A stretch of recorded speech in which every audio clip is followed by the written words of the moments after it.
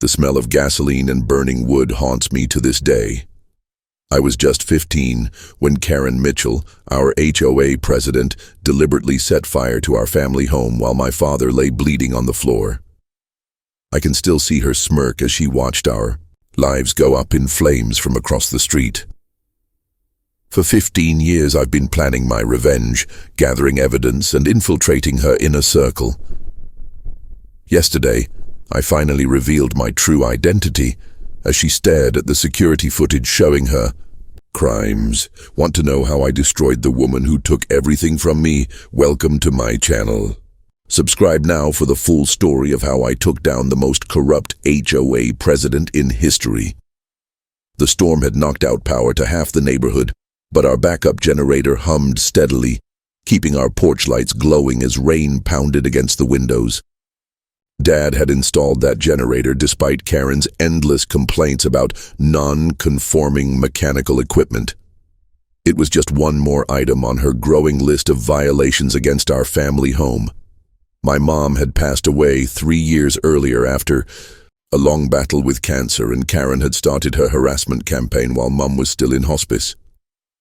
Who sends violation notices to a family with a dying mother? Karen Mitchell did. Dad answered the loud banging at our front door, confusion etched across his tired face.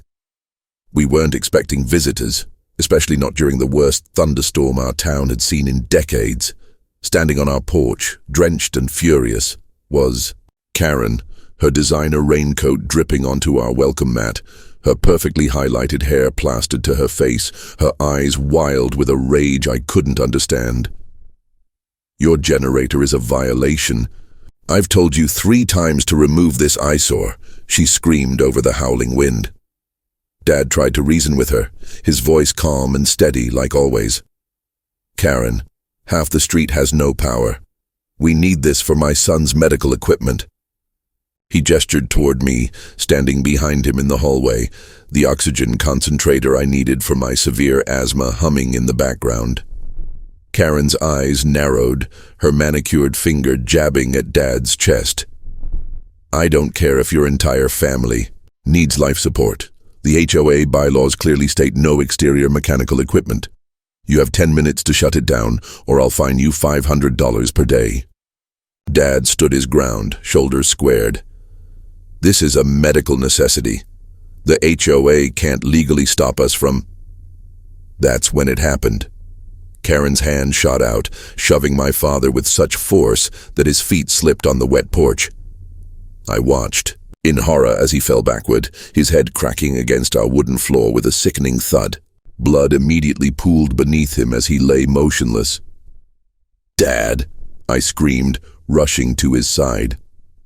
Karen just stood there, momentarily shocked by what she'd done, before her face hardened again. "This is what happens when you don't follow the rules," she said coldly, stepping over Dad's unconscious body to enter our home. I was frantically trying to stop the bleeding, my hands shaking as I pressed a kitchen towel against the gash on the back of his head. Karen was walking through our living room, taking photos with her phone, documenting every supposed violation. Unapproved curtain color, non-regulation carpet, family photos in the front window, she muttered, tapping away on her screen as if my father wasn't bleeding on the floor behind her. I begged her to call an ambulance, but she just scoffed. "You should have thought about emergencies before installing an illegal generator." I managed to reach my own phone, dialing 911 with bloody fingers as Karen continued her inspection. The paramedics said they'd be delayed due to flooding from the storm. That's when I noticed Karen had disappeared into our kitchen. When she returned, her expression had changed to something even more terrifying, a cold, calculated smile. "You know," she said quietly, "electrical fires are so common during storms like this." The smell hit me before I understood what was happening. Gasoline. Karen had found the small container Dad kept for the lawnmower. "What are you doing?" I gasped, still kneeling beside my father. She didn't answer, just continued splashing the liquid across our living room furniture, our family photos, the handmade quilt my mother had sewn before she died. "The HOA insurance will cover this," she said matter-of-factly. "We'll finally be able to build something appropriate on this lot." I tried to stand, to stop her, but fear had paralyzed me. Karen pulled a lighter from her pocket, her face illuminated by the small flame. "This house has been an eyesore for too long," she whispered, dropping the lighter onto the gasoline-soaked carpet. The flames erupted instantly, racing across our living room in violent orange waves. Karen stepped calmly toward the door, pausing only to look back at me. "You should leave before it spreads," she said, as if offering helpful advice. "And if you ever tell anyone what happened here, who would believe you? I'm the HOA president. You're just a troublemaking family that couldn't follow simple rules." Somehow, I managed to drag my father out of the house, his blood mixing with the rain on our front lawn. Neighbors had started to gather, drawn by the flames now visibly consuming our home. Karen stood across the street, watching, her expression one of satisfied triumph. I screamed for help, for someone to save our home, but the storm had flooded the roads. By the time firefighters arrived, there was nothing left but charred remains. Dad survived, but the head injury left him with permanent brain damage. Karen's official statement claimed she'd been driving by when she noticed the fire, probably caused by our dangerous non-conforming generator. No one questioned her. She was respected, powerful.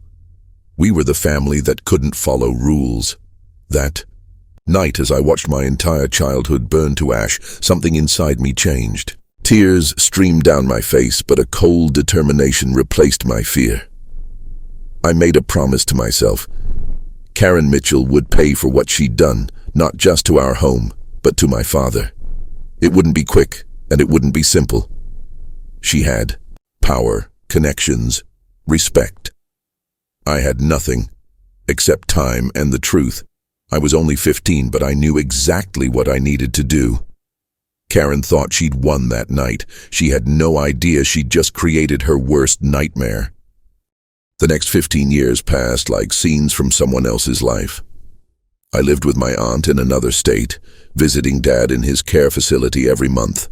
His eyes would light up when he saw me, but he never fully recovered. He couldn't speak, clearly couldn't feed himself, couldn't remember what had happened that night. But I remembered.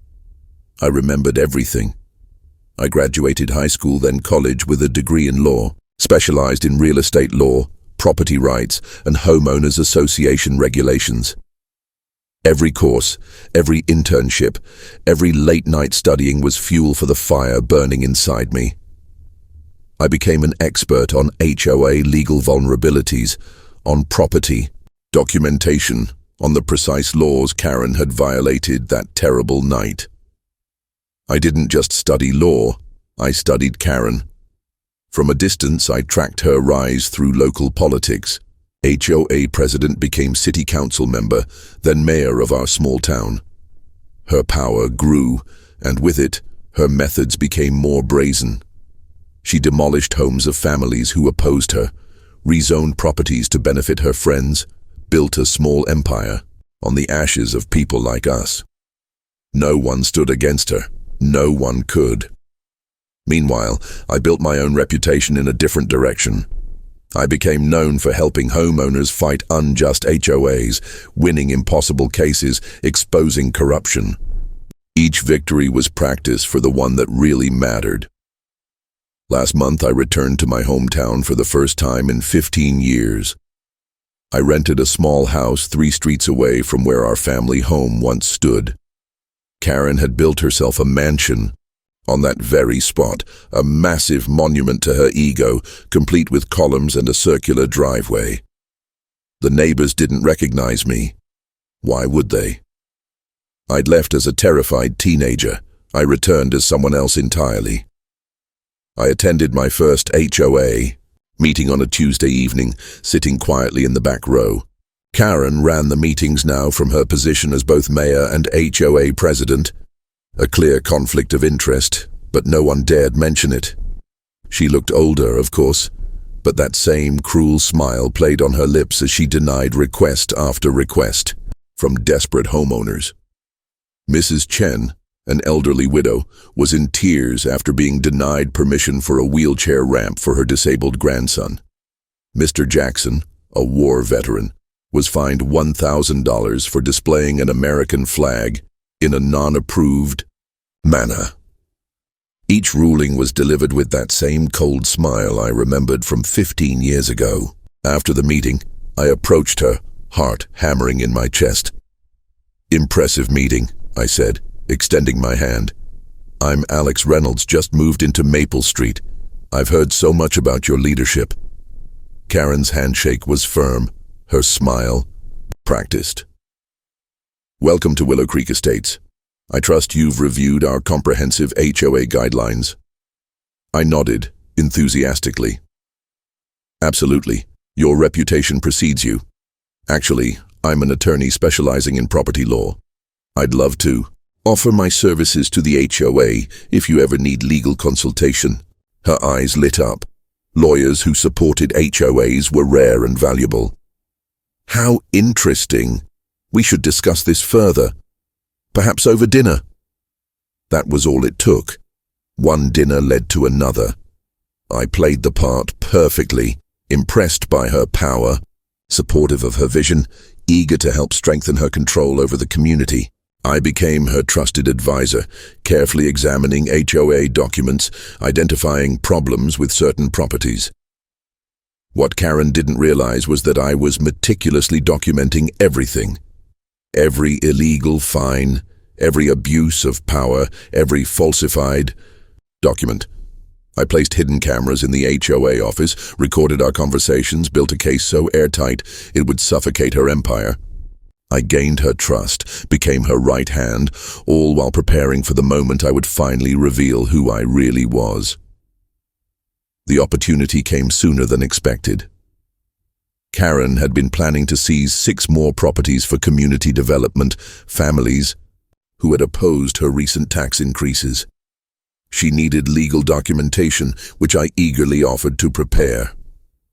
"These are perfect," she said, reviewing the papers in her home office. "With these, we can force them out by next month." I smiled, the same cold smile she'd given my father 15 years ago. "Before you file those, there's something you should see." I pulled out another folder, this one containing photographs.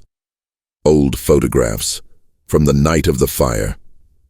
Karen froze, her face draining of color as she stared at the images.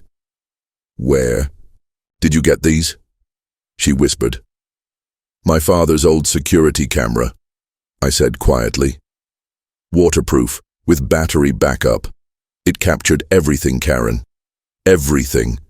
You pushing my father down, you pouring gasoline on our furniture, you setting our home on fire while he lay bleeding on the floor."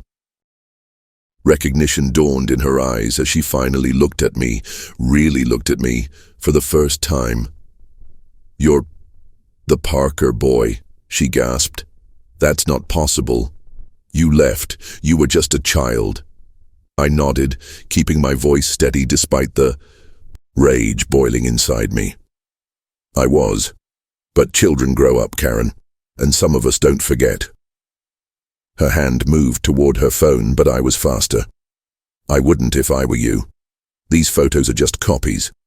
The originals, along with 15 years of evidence I've collected on your activities, have been sent to the State Attorney General, the FBI, and every news outlet in the state."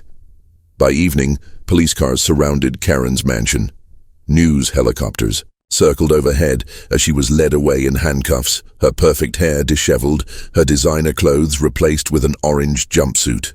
Her empire crumbled within days. The HOA board resigned.